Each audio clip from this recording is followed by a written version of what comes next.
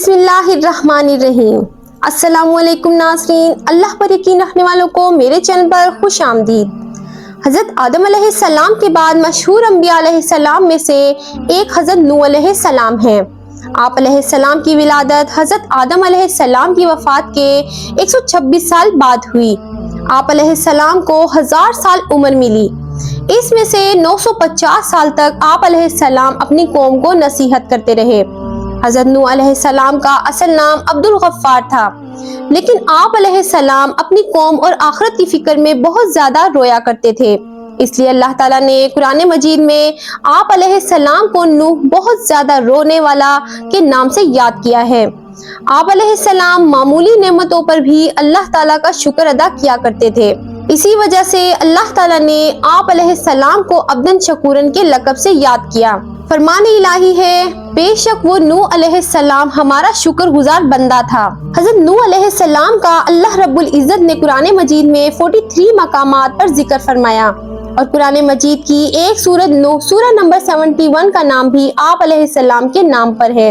अल्लाह तबारक व तआला ने हज़रत आदम अलैहिस्सलाम की औलाद में खूब बरकत फरमाई और औलाद आदम से बहुत सी बस्तियां आबाद हो गईं। तमाम लोग साबका अंबिया अलैहिस्सलाम की तालीमात के मुताबिक सिर्फ अल्लाह ताला की इबादत करते और इसके साथ किसी को शरीक नहीं ठहराते थे। औलाद आदम का अल्लाह तबारक व तआला की इबादत करना शैतान पर बहुत नागिरा गुजरता था और वो इस सोच में था कि किसी न किसी तरह औलाद आदम को गुमराही में मुब्तला करके अल्लाह सुब्हान व तआला की रहमत से दूर किया जाए। शैतान को ये मालूम था कि शिर्क बहुत बड़ा गुनाह है जिस पर अल्लाह ताला बहुत ज्यादा नाराज होते हैं। इसीलिए इंसानों को शिर्क में मुब्तला करने के बारे में सोचने लगा।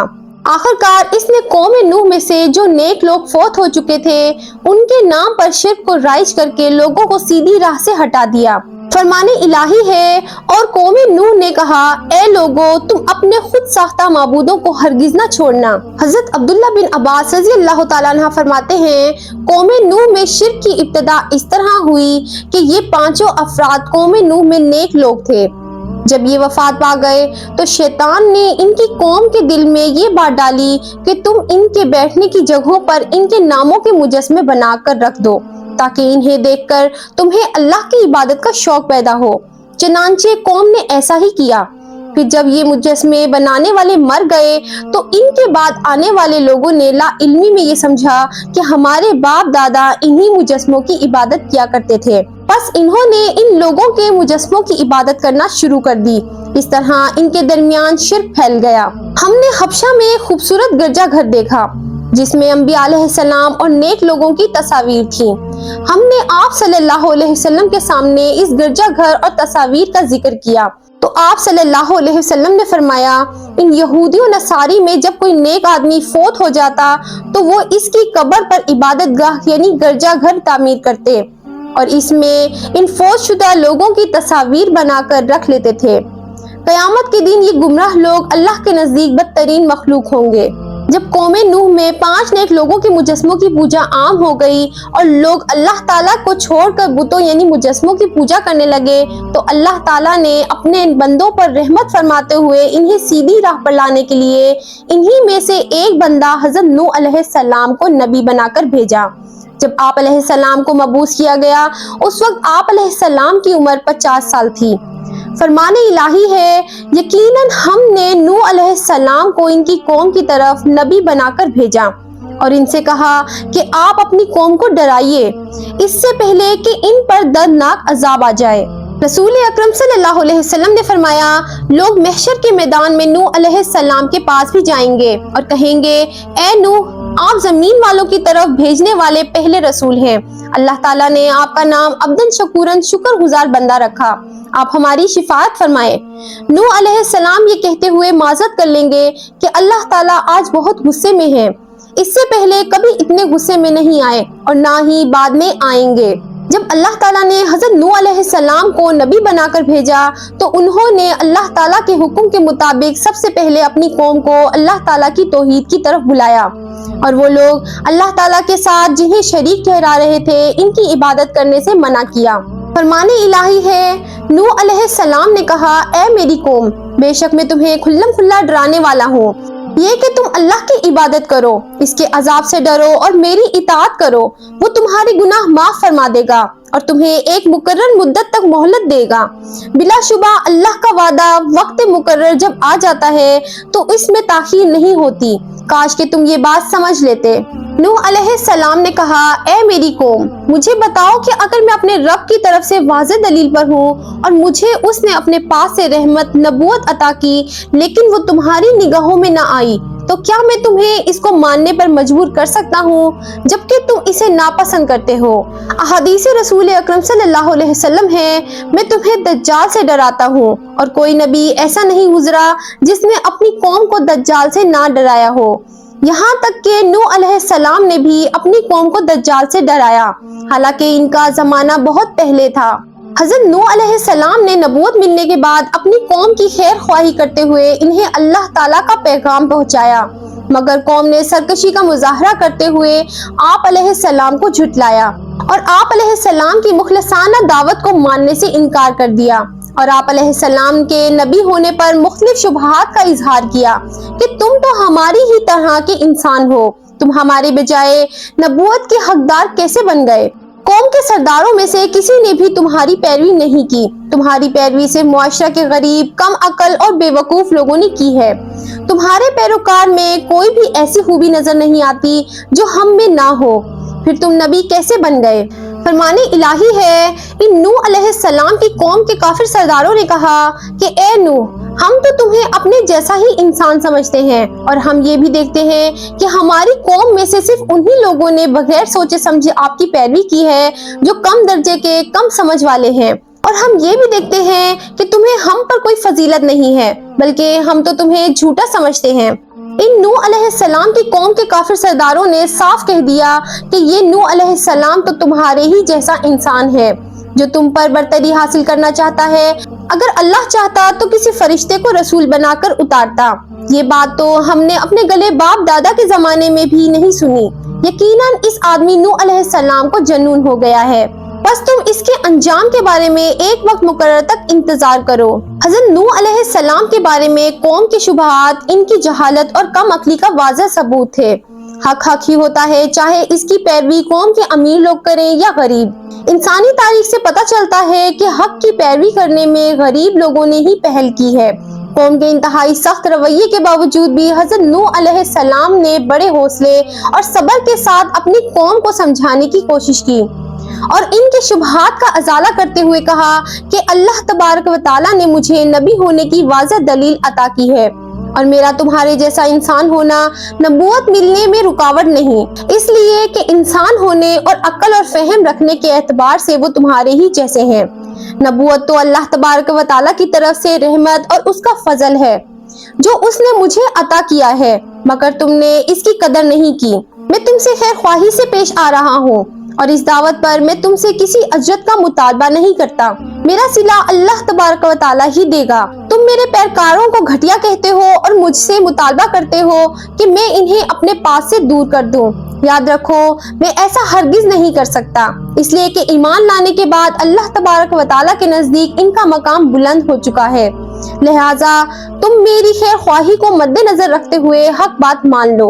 فرمان الہی ہے، نوح علیہ السلام نے کہا، اے میری قوم، مجھ میں گمراہی نہیں بلکہ میں تو تمام جہانوں کے رب کا بھیجا ہوا رسول ہوں، میں تو تمہیں اپنے پروردگار کا پیغام پہنچاتا ہوں، تمہاری خیر خواہی کرتا ہوں اور میں اللہ کی طرف سے وہ باتیں جانتا ہوں جو تمہیں نہیں معلوم۔ نوح علیہ السلام نے کہا، سنو، بے شک میں تمہارے لیے امانت دار رسول ہوں، لہٰذا تم اللہ سے ڈرو اور میری اطاعت کرو۔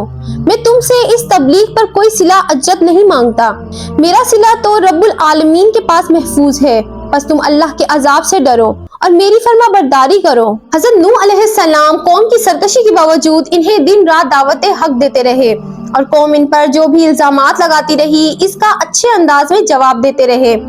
دعوت حق دیتے ہوئے حضرت نوح علیہ السلام کو 950 سال گزر گئے۔ جب ایک نسل کے لوگ مرنے کے قریب ہوتے تو وہ بعد والے لوگوں کو یہ نصیحت کر جاتے کہ تم نوح علیہ السلام پر ایمان نہ لانا۔ آخرکار ان کی طبیعت ہی ایسی بن گئی کہ جیسے ایمان اور حق قبول کرنے کی کوئی صورت گوارا نہیں تھی۔ انہوں نے بجائے دعوت حق قبول کرنے کے آپ علیہ السلام کو مختلف انداز میں دھمکیاں دینا شروع کر دیں، اور ساتھ ہی یہ بھی کہنے لگے کہ جس عذاب سے آپ ہمیں ڈراتے ہو وہ لے آؤ۔ فرمان الہی ہے، قوم نوح نے کہا، اے نوح، اگر تم اس تبلیغ سے باز نہ آئے تو یقیناً ہم تمہیں سنسار کر دیں گے۔ قوم کے لوگوں نے کہا، اے نوح، تم نے ہم سے بحث کر لی اور خوب بحث کر لی ہے، تم جس عذاب سے ہمیں ڈرا رہے ہو اب اسے لے ہی آؤ۔ نوح علیہ السلام نے کہا، عذاب تو صرف اللہ ہی لائے گا، اگر وہ چاہے گا تو اسے عاجز کرنے والے نہیں ہو۔ جب حضرت نوح علیہ السلام کی دن رات دعوت ایمان اور بے مثال کوشش کے باوجود قوم نے دعوت ایمان قبول کرنے کے بجائے عذاب کا مطالبہ کر دیا، اور اللہ تعالیٰ نے بھی بذریعہ وحی آپ علیہ السلام کو آگاہ کر دیا کہ جن کی قسمت میں ایمان تھا وہ لا چکے، اب مزید ایمان نہیں لائیں گے۔ حضرت نوح علیہ السلام نے اللہ تبارک و تعالیٰ سے اپنے لیے مدد کی درخواست کی تو اللہ تعالیٰ نے فوراً قبول فرماتے ہوئے آپ علیہ السلام کو ایک کشتی بنانے کا حکم دیا۔ فرمان الہی ہے، ہم نے نوح علیہ السلام کی دعا قبول فرما لی اور اس نوح علیہ السلام کی قوم کے خلاف مدد کی جنہوں نے ہماری آیات کو جھٹلایا تھا، یقیناً وہ بہت ہی برے لوگ تھے۔ نوح علیہ السلام کی طرف وحی بھیجی گئی کہ آپ کی قوم میں سے جو لوگ ایمان لا چکے ہیں ان میں سے اب کوئی ایمان نہیں لائے گا، بس آپ اس پر غم نہ کیجئے جو یہ کر رہے ہیں، آپ ہماری آنکھوں کے سامنے اور ہماری وحی کے مطابق کشتی تیار کریں۔ حضرت نوح علیہ السلام اللہ تبارک و تعالیٰ کے حکم کے مطابق ایک ایسے میدان میں کشتی تیار کرنے میں مصروف ہو گئے جس کے قریب و جوار میں دور دور تک کشتی چلانے کے لیے پانی موجود نہیں تھا۔ آپ علیہ السلام کی قوم کے کافر لوگ جب آپ کے پاس سے گزرتے تو آپ علیہ السلام کا مذاق اڑاتے اور کہتے کہ یہاں تو دور دور تک پانی موجود نہیں اور آپ پانی میں چلانے کے لیے کشتی بنا رہے ہیں۔ اس قوم کے تصور میں بھی نہیں تھا کہ اللہ تبارک و تعالیٰ انہیں پانی میں غرق کرنے والا ہے۔ آپ علیہ السلام انہیں جواب دیتے کہ جس طرح آج تم ہمارا مذاق اڑا رہے ہو اسی طرح ایک دن تمہارا مذاق اڑایا جائے گا اور تمہیں بہت جلد معلوم ہو جائے گا کہ اللہ تعالیٰ کا غضب کا شکار کون ہوتا ہے۔ فرمان الہی ہے، وہ نوح علیہ السلام کشتی بنانے لگے اور جب ان کی قوم کے سردار ان کے پاس سے گزرتے تو ان کا مذاق اڑاتے۔ وہ نوح علیہ السلام کہتے، اگر تم ہمارا مذاق اڑا رہے ہو تو ہم بھی ایک دن تمہارا اسی طرح مذاق اڑائیں گے، تمہیں بہت جلد معلوم ہو جائے گا کہ کس پر وہ عذاب آتا ہے جو اسے دنیا میں رسوا کر دے گا اور اس پر آخرت میں بھی ہمیشہ کا عذاب نازل ہوگا۔ جب حضرت نوح علیہ السلام کشتی تیار کر چکے تو اللہ عز و جل نے حضرت نوح علیہ السلام کو حکم دیا کہ آپ خود بھی کشتی میں سوار ہو جائیے اور میرے مومن بندوں اور تمام حیوانات میں سے جوڑا جوڑا کشتی میں سوار کر لیجئے، مگر کفار میں سے کسی کو بھی کشتی میں سوار نہ کرنا۔ حضرت نوح علیہ السلام نے اللہ تبارک و تعالیٰ کے حکم کے مطابق مومن بندوں کو جن کی تعداد تقریباً 80 تھی کشتی پر سوار کر لیا، جن میں حضرت نوح علیہ السلام کے بیٹے سام، حام، یافس اور ان کی بیویاں بھی شامل تھیں۔ تمام جانداروں کا ایک ایک جوڑا بھی اس میں سوار کر لیا۔ پھر اللہ تبارک و تعالیٰ نے ایسا زبردست طوفان بھیجا کہ آسمان سے بھی زوردار بارش برسنے لگی اور زمین سے بھی پانی ابلنے لگا۔ چند لمحات کے اندر پانی اتنا زیادہ ہو گیا کہ اللہ تبارک و تعالیٰ کے حکم سے کشتی تیرنے لگی۔ فرمان الہی ہے، یہاں تک کہ جب ہمارا حکم آ پہنچا اور زمین سے پانی ابلنے لگا تو ہم نے کہا، اے نوح علیہ السلام، اس کشتی میں ہر قسم کے جانوروں کا ایک ایک جوڑا نر اور مادہ سوار کر لو اور تمام ایمان والوں کو بھی سوار کر لو۔ اور اس نوح علیہ السلام پر بہت ہی کم لوگ ایمان لائے تھے۔ جب نوح علیہ السلام کشتی میں مومنین کے ساتھ سوار ہو گئے تو ہم نے آسمان کے دروازے موسلا دھار بارش کے ساتھ کھول دیے اور زمین سے پانی کے چشمے جاری کر دیے، بس یہ زمین و آسمان کا سارا پانی قوم نوح کی ہلاکت کے لیے جمع ہو گیا، اور ہم نے ان نوح علیہ السلام اور مومنوں کو تختوں اور کیلوں سے بنی ہوئی کشتی پر سوار کر دیا جو ہماری نگاہ کے سامنے چل رہی تھی۔